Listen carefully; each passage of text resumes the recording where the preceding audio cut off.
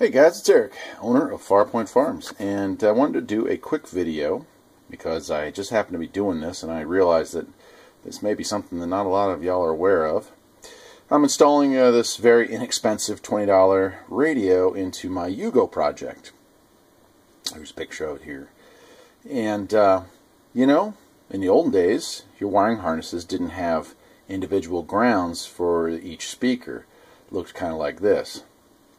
So you had your colors that were basically the same as what we use today, but instead of having like a blue, blue-black, a gray, gray-black, a white, white-black, and so on, they just had those four colors, one for each speaker, with no grounds.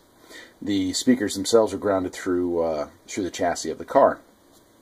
So you move up to a radio like this, which is much more modern, and it, of course, the wiring harness has, you know, the 8 wires, so you have your blue and blue-black and gray and so on and so forth.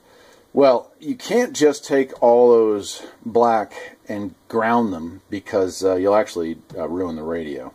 I'm not sure that y'all realize that, but it's true. What you need is a little adapter, and here's the radio here, and it looks like this here. It's called a floating ground adapter. And that's it. It's only, you know, $6 or $7. The radio was $20, so it kind of sucked having to spend that much on it. But without it, it wouldn't have worked. So you have to kind of have that. There it is, all wired up. Now you can see on this side, I've just got my 4 wires and a ground.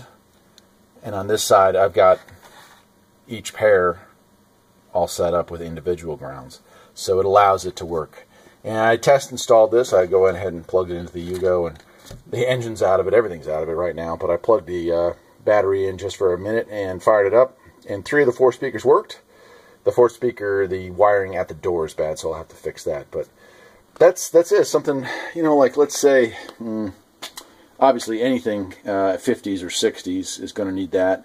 Most of your 70s, I'd say up through mid-80s American, probably mid to late 80 European. I'm not sure about Asian. I don't think I've ever installed a radio on a car that old, on an Asian car. But something to know. Floating ground adapter, that's what you're going to need. You can find them on Amazon or eBay or whatnot. Very inexpensive, and lets you breathe new life into your old car with a cool new stereo. That's it. I'm Eric, owner of Farpoint Farms. Hope you enjoyed the video, and I will see you next time.